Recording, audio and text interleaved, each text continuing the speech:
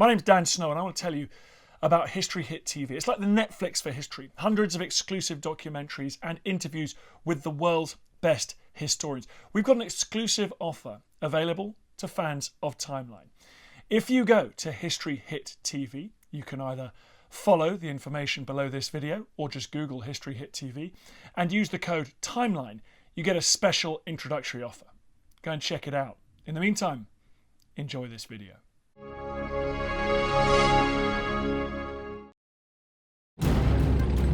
The Middle East, 1967. With lightning speed, the Israeli tankers charge into Sinai.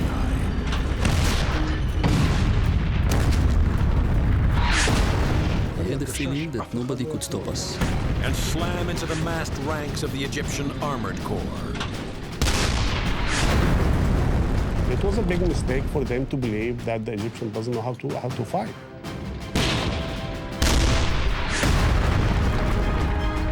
At stake is the destiny of the Middle East.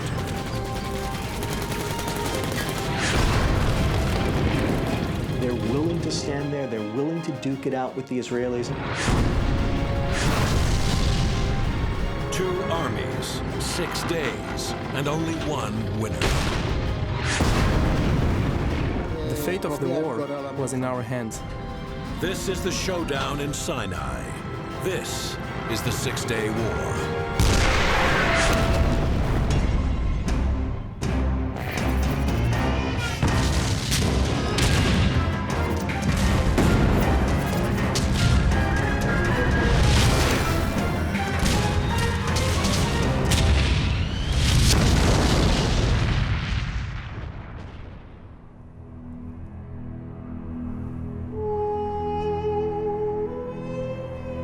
The desert borderlands of southern Israel.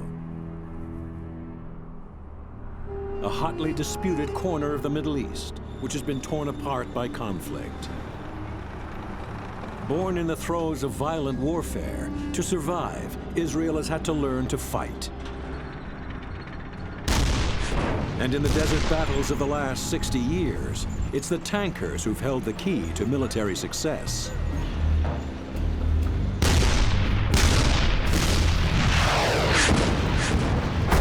From its creation in 1948, the modern state of Israel was besieged on all sides by hostile Arab neighbors, whose ambition was nothing less than its total and utter annihilation. The first Arab-Israeli War of 1948 was swiftly followed in 1956 by a second war against Egypt. And 10 years later, with a conflict still unresolved, Israel and Egypt begin to mobilize their armies once again. Since the end of the Israeli War of Independence in 1948, the Israelis and the Arabs had constantly been pushing against each other. In 1967, all of this comes to a head. The crisis gets out of hand, Egyptian forces build up, the rhetoric on both sides escalates. It sets in train a series of events that ultimately make the war unstoppable. As the battle lines are drawn along Israel's southern border in Sinai, Egypt can boast not only a numerical advantage, but also the superpower backing of the Soviet Union. By June of 1967, the Sinai bristles with Egyptian manpower and weapons. 100,000 men, 1,000 artillery, and more than 900 tanks. The role of the tanks was extremely important in an open area like Sinai. In order to counter a tank, you need a tank. So it has to be tank versus tank. Egyptian armor is overwhelmingly composed of a T-55 medium tank. It has good armor, a good gun, good mobility, and very rough and tumble in terms of being able to operate in the harsh climate of the desert. The Soviet T-55. Weighing in at less than 40 tons, it's light, fast, and carries a lethal 100mm cannon. And its wide tracks make it ideal for the soft sands of the Sinai. When you throw it all together, the T-55 is on balance a much better tank than what the Israelis have. The Israeli armored force is a hodgepodge.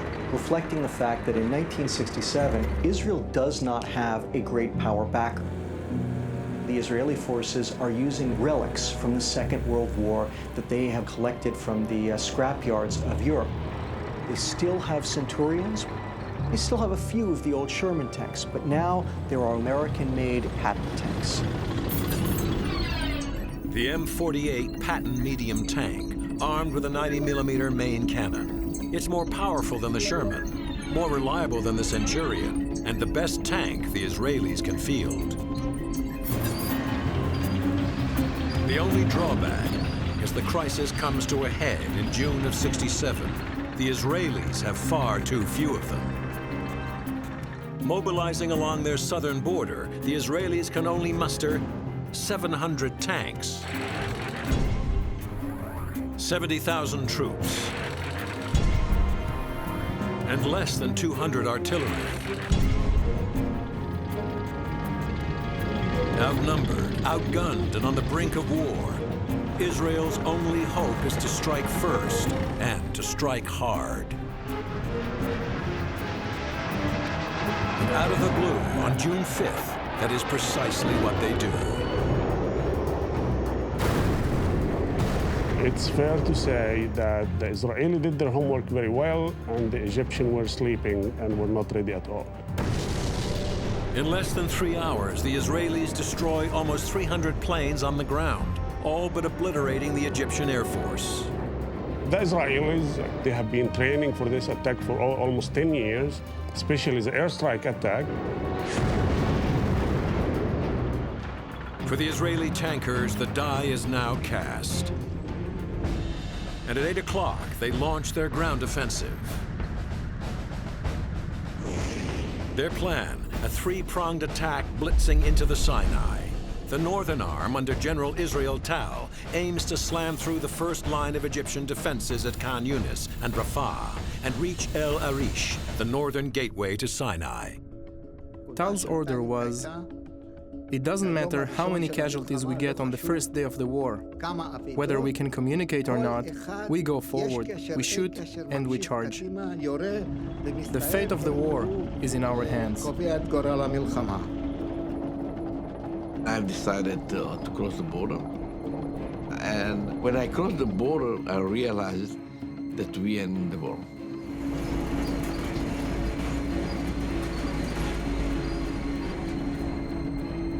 We drove between trees, and we couldn't move to the left and the right, and all the fire was straight to my face.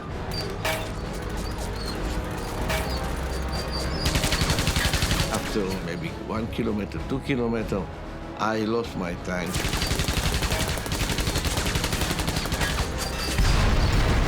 I jumped to the second one, and after a few kilometers, I lost the second tank.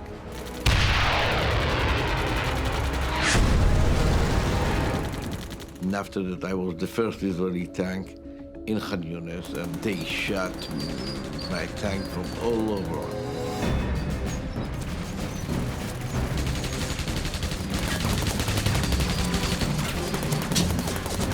They shot from every house, many soldiers all over. They tried to stop my tank, because I was the first Israeli tank, and behind me, nobody could protect me, support me. I found myself trying to protect myself, but it almost was mission impossible.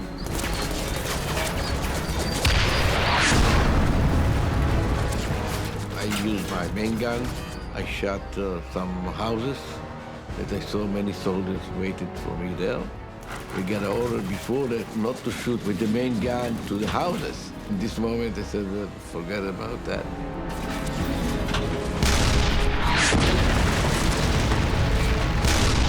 I fought to survive.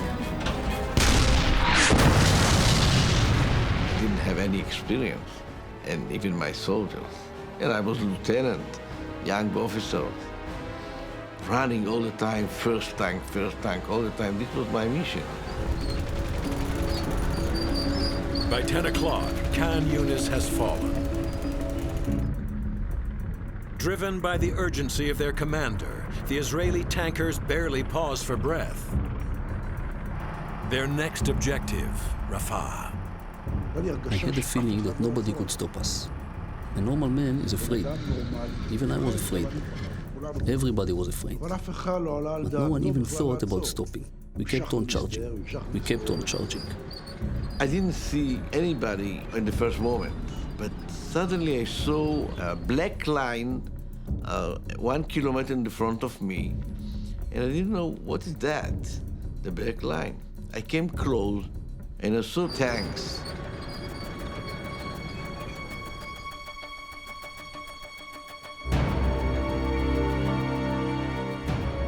At this moment that I realized that we are in the middle of a division, and this is my mission now to attack them, of course.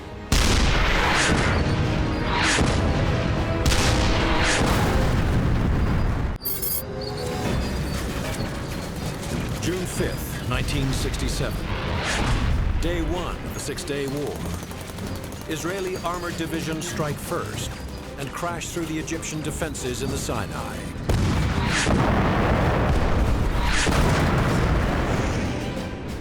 In the north, General Tal's division storms Khan Yunis and without stopping hurtles towards the Egyptian fixed defensive lines at Rafah. So they realized that if they can move faster and think faster and make decisions faster than the Egyptians, they can constantly catch the Egyptians at a disadvantage.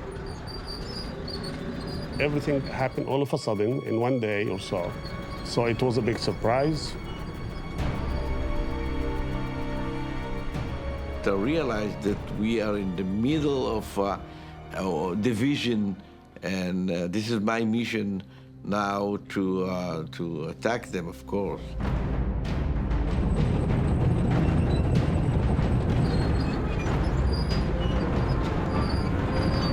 In Rafah, I put all the tanks beside of my tanks, and it was the first time that I used all of them together. We couldn't stop because it go, go, go, go all the time.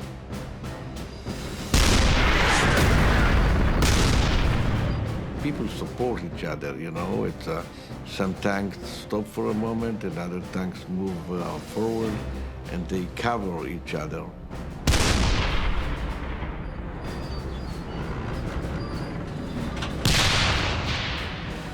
Egyptian forces demonstrate a real capacity to fight from fixed defensive positions. It's what they're best at. They're willing to stand there, they're willing to duke it out with the Israelis. If you put them in a position where they feel comfortable, where they feel like they can fight back, they will fight back hard. They build special places like fire position. They cover themselves with the dune, with the sand. And just the top of the third we saw. I remember one of them was 1 meter in the front of my tank, and I saw him. And of course we moved the gun and we shot him back. The enemy can be in shock when you don't stop. Even you lose some few tanks. Don't stop, move and move and move, and be behind him.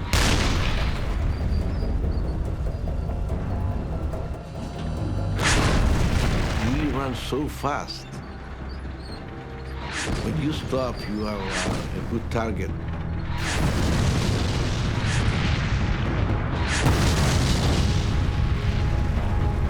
When they realize that they cannot stop us, they jump from the tunnel and they start to run away from us. And they took off the shoes and they threw away the rifles and they start to run to the ocean.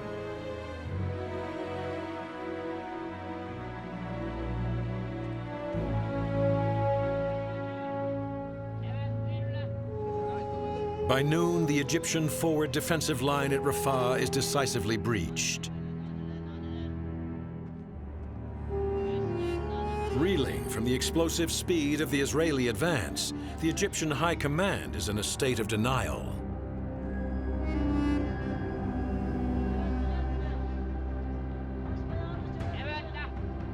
fog of war descends very heavily on Egyptian forces. It is humiliating for the Arab commanders to admit that the Israelis, that the Jews, are beating them. And so rather than admit that they're losing, they claim the exact opposite. They claim to be succeeding. They claim to be beating the Israelis back.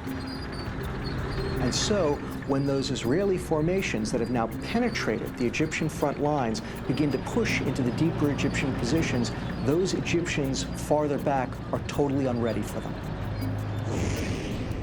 By early afternoon, the first Israeli units reach the Jaradi defile, a heavily fortified choke point on the road to El Arish, where they catch the Egyptians off guard.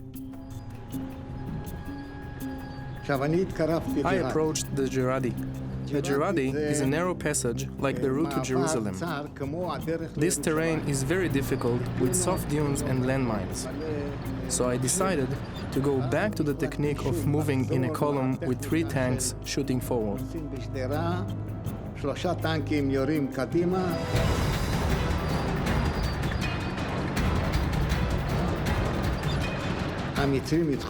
The Egyptians began shooting at us from the right and from the left. We returned fire. We saw a few burning flames. ואנחנו יישבנו אש וראינו כמה להבות שדולקות.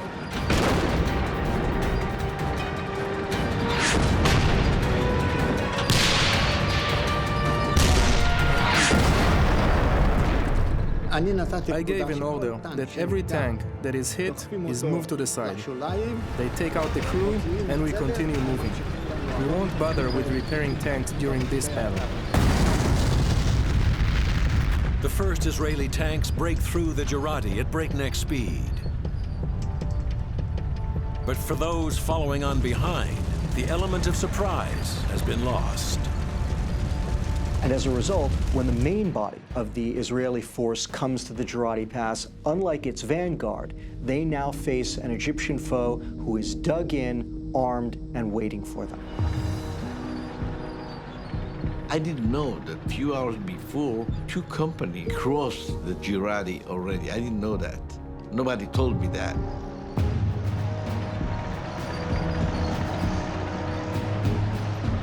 Suddenly I saw 2 soldiers beside of the road. I looked to his faces. He was so fear and scared, and he said something like, "Be careful. You have many tanks here." Suddenly, it was a big bomb on the tanks. June 5th, 1967. Israeli tanks smash through Rafah and charge into northern Sinai.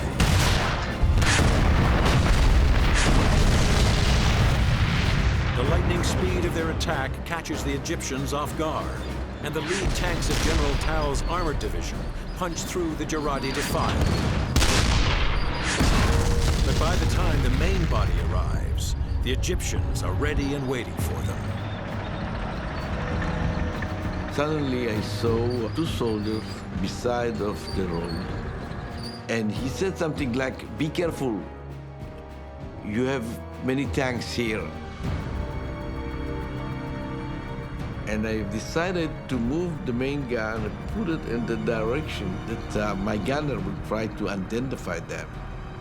And I moved down to talk with him and to give them the direction. At this moment, suddenly, it was a big bomb on the tank.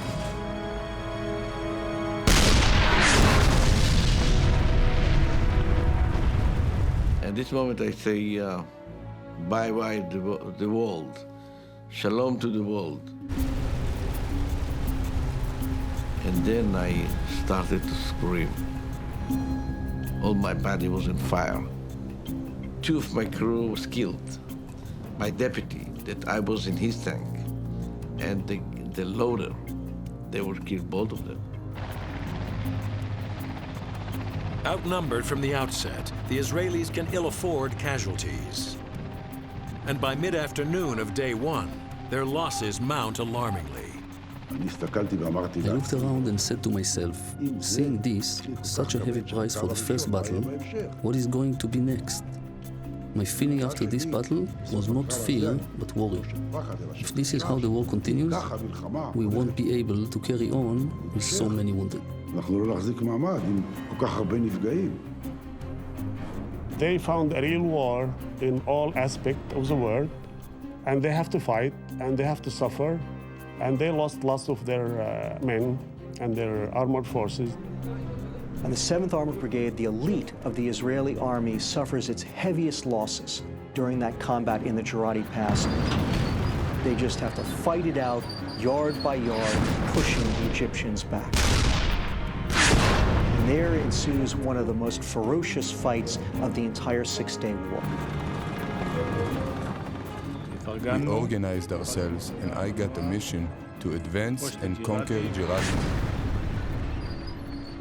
We took control of the commanding terrain, and we started to hit the Egyptians that sat at the Jaradi from behind.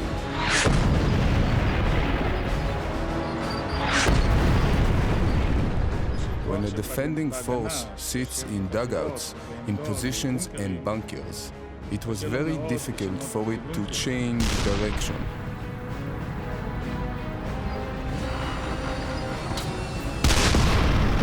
We attacked tanks, cannons, and bunkers from the rear. That is what actually broke them. אז למעשה זה למעשה ששבר אותם.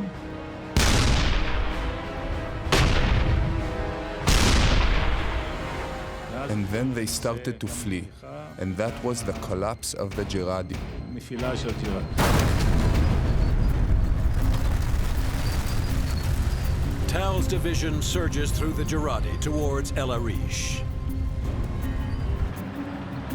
But their momentum is so fast and so furious that their position is now dangerously overstretched. The Egyptians send their elite 4th Armored Division north to hit the Israelis hard in the flank. But racing through the desert to head them off where they least expect it is the 2nd arm of the Israeli offensive under General Avraham Yaffe. South of the coastal roads, the Egyptians believe the trackless desert to be impassable to armored vehicles and impenetrable to tanks. But not to General Yaffe.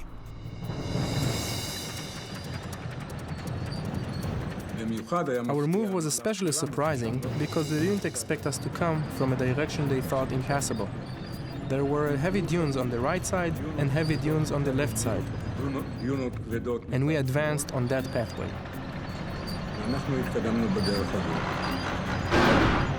Now the going's tough, and a lot of Israeli tanks do get stuck, and it is hard to get the forces through there.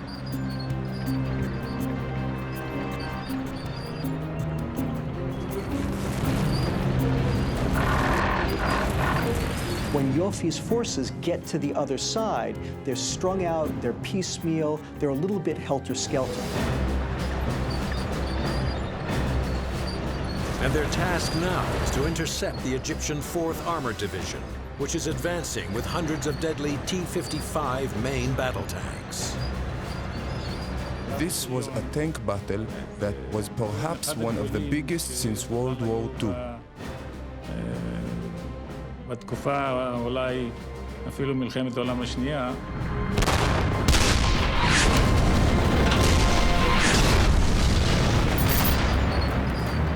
June 6th. In the north of Sinai, General Tal's divisions have breached the Egyptian front line.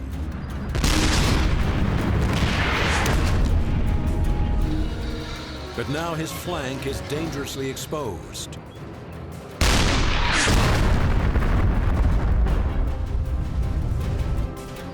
The tanks of General Yaffe's division speed through the desert in a race to head off a massive Egyptian counterattack.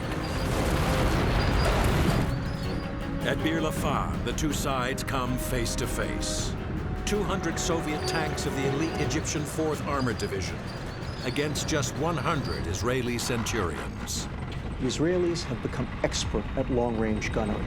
The superb guns on the Centurion allow the Israelis to engage the Egyptian forces at much longer ranges than the Egyptians realistically can.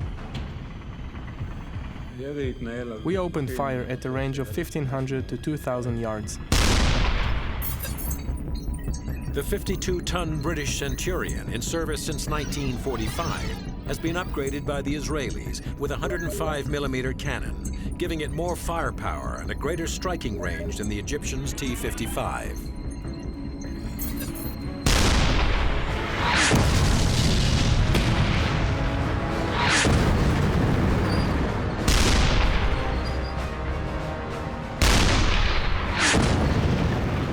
If you have better cannons and a good fire control system, and if you are trained well, then of course, if you can hit from a bigger range than the enemy, it gives you a great advantage. The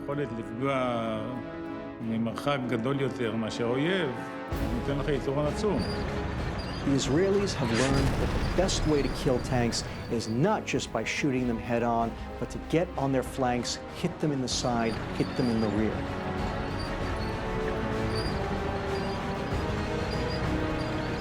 There is a saying in the armored corps that the best tank is the tank that has the best crew.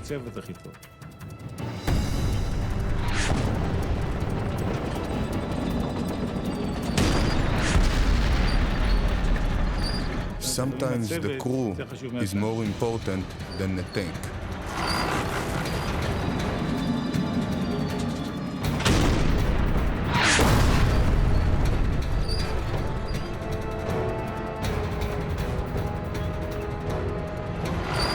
The combat itself is a swirling tank fight that plays to all of Egypt's disadvantages and all of Israel's advantages. If you have tanks that are heavy, less to maneuver, slow, and countered by faster tanks, or more maneuvering, you're left laying back in the sand. The Israeli tankers maneuver constantly. They dart from firing position to firing position. They get out on the Egyptian flanks. The Egyptians lumber forward clumsily in large formations that are very difficult for them to maneuver.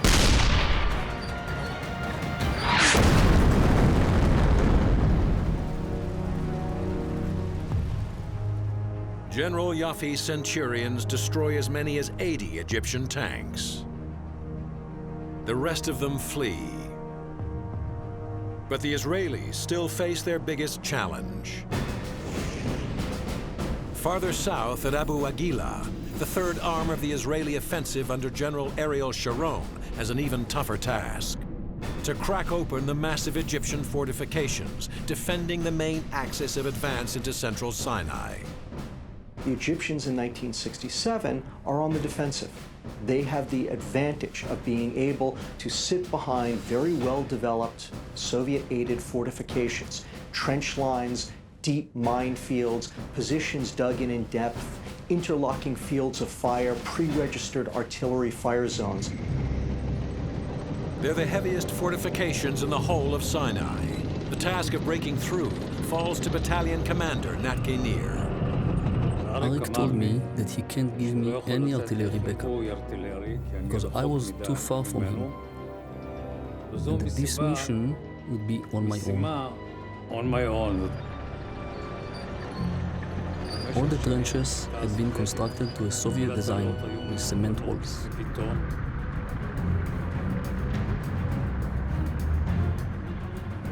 There were many tank battalions, a lot of infantry and artillery force.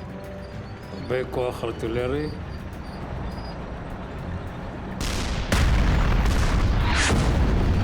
hard to find places to climb up the dunes without sleeping.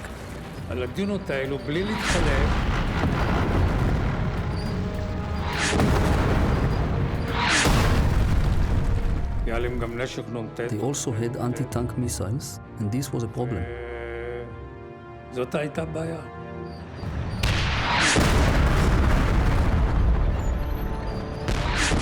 first attack wasn't going our way.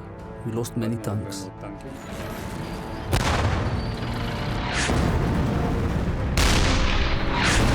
It was a big mistake for them to believe that the Egyptian doesn't know how to fight. I reassigned new people, company commanders. One company commander died, another was injured. 4 platoon commanders died.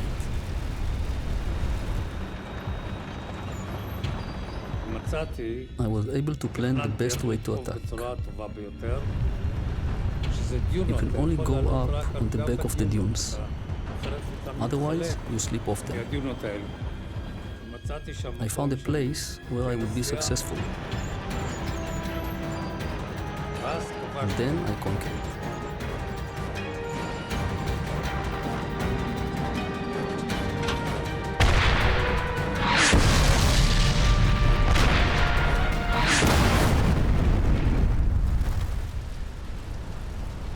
The initial breaching operation is a tough one for the Israelis that costs them a great deal of the casualties that they take in the entire operation. But once they're through those fortified defenses, they are effectively free. Their mission now, encircle and destroy the Egyptians' defensive stronghold at Abu Aguilar, in what will become one of the most audacious maneuvers in the history of armored warfare.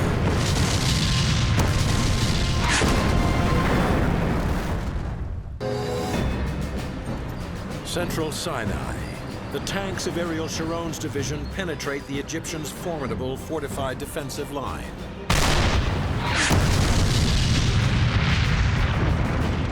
Their mission, to wreak havoc on the Egyptian stronghold at Abu Aguilar. Sharon's plan to deal with the Egyptian defensive system at Abu Aguilar is to hit it from all sides.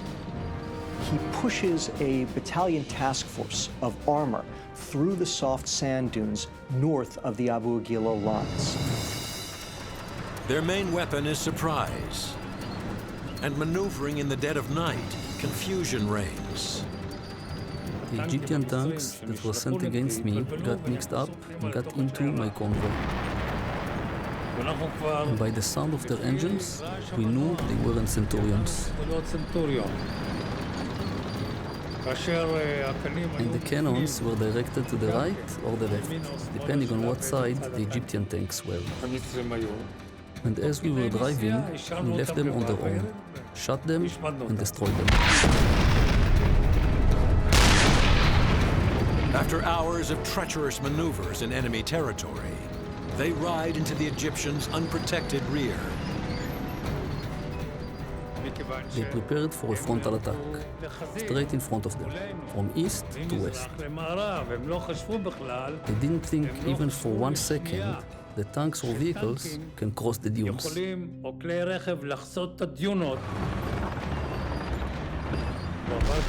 passed through firing as we moved. I also turned around cannons to the right and cannons to the left, in 2 columns.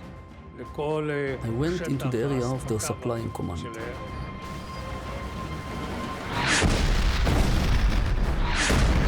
It was like in a movie.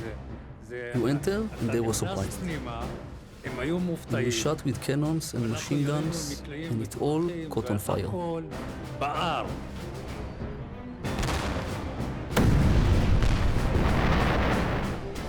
All of their supply, all of their fuel, the ammunition, everything.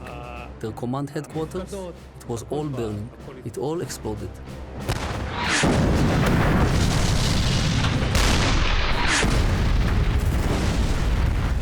The entire place was on fire. When we finished one pass through, we turned around and came back. But Nir's attack has alerted the Egyptian armored reserve, which in desperation throws itself into the fray. Egyptian units tend to stick together, they will hold together, they will fight as units for long periods of time, even in very poor, even desperate circumstances, when other formations of other armies might fall apart. Without knowing where we are, they just moved around like mice. And that was the end of them. The moment I felt something was there, we turned on the big projector for a few seconds. Just so the gunner puts the cross on the target. You shoot one low, one high, and destroy the Egyptian tank.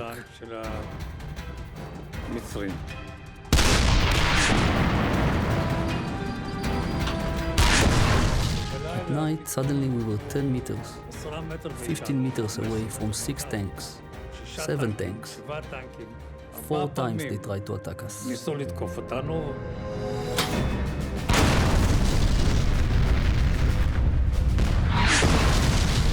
Their tanks caught on fire. We destroyed all of these attacks. When the tankers jumped out, they were burning like torches from their tanks.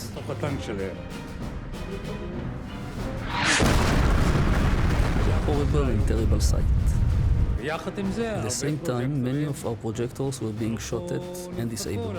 The Egyptians shot projectors that were turned on for too long a time.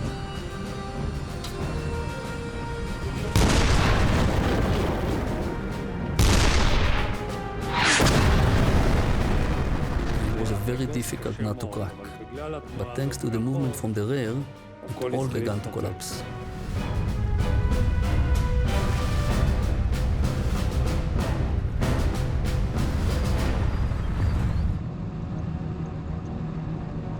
With the decisive Israeli victory at Abu Aguilar, the Egyptians face defeat on all 3 fronts, and their command begins to panic.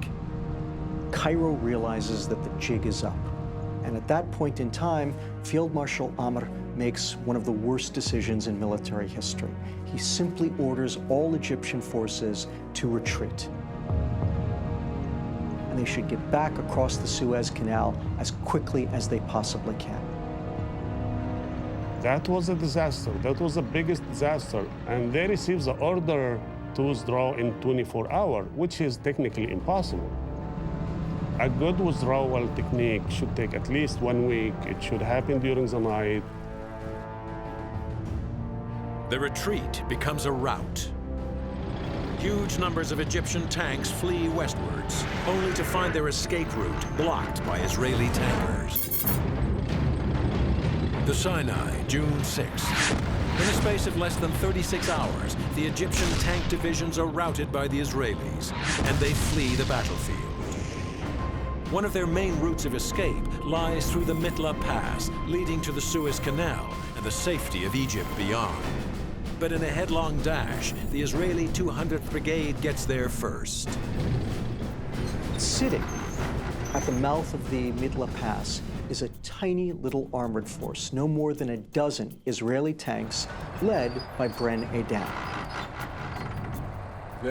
I gave an order to the 200th Brigade to send a battalion quickly to the Midla and block them. He has basically taken as many tanks as he could, run south as fast as he could, and every time they began to run out of gas, he'd siphon it out of the tanks to keep as many as he could running to get down to the Midla Pass with this tiny little force. And there they engage in one of the great feats of long-range gunnery of the modern world.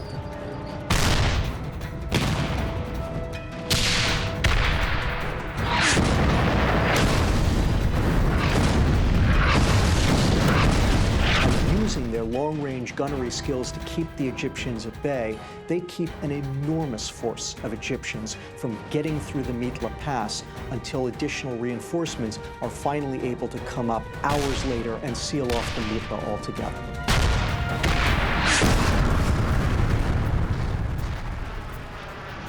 Its escape route blocked, the Egyptian armor now falls easy prey to the Israeli Air Force.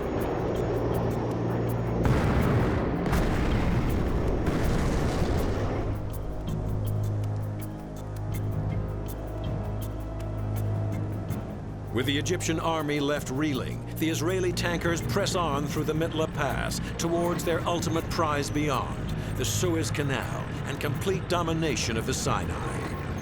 In the west side, what surprised me, that the Egyptian army was not in a situation of withdrawal. They just stopped their withdrawal there. I realized that I have a real enemy in front of me.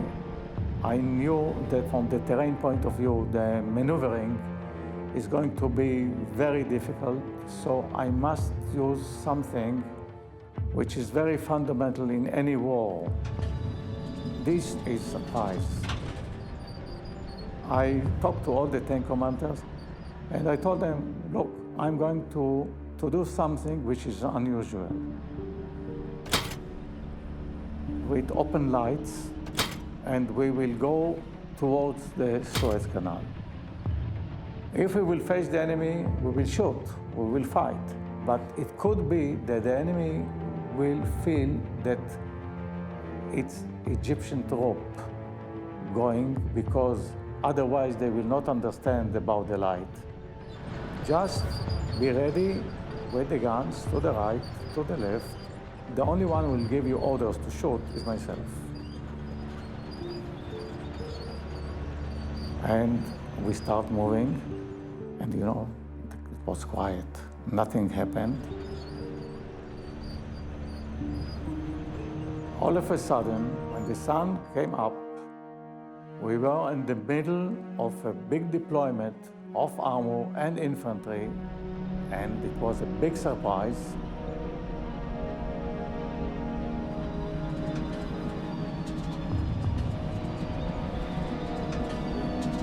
I hold the fire. I said, don't shoot, because this army is a defeated army. I'm not going to start a massacre, because both sides will suffer. Once they raise their hand, we won the battle without even one single shot.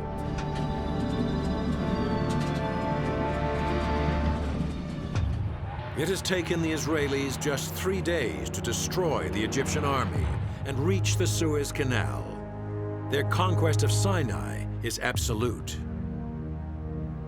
It's fair to say the military leadership on the Egyptian part were not up to the challenge or up to the responsibility at all. The army was not really ready and trained and prepared to fight a war in Sinai against the Israeli. To lose it bad in 2-3 days, that was kind of humiliating.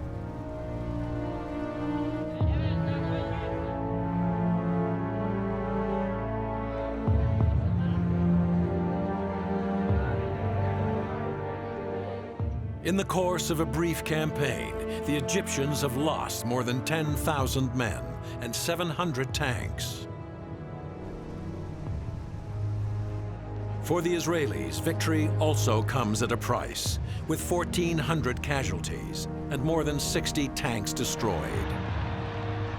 But for their tankers, the 6-day war is nothing short of a triumph.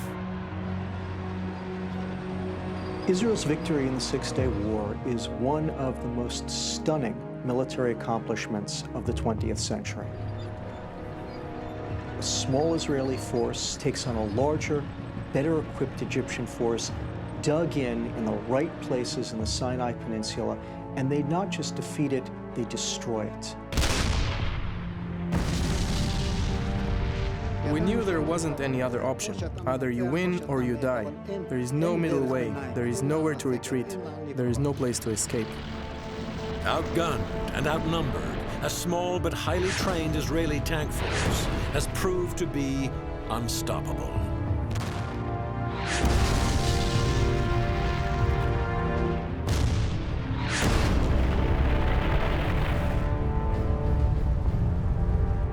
The tank's qualities are important, but they are not the main issue. The saying goes, it's not the steel that counts, but the men that strive in the steel.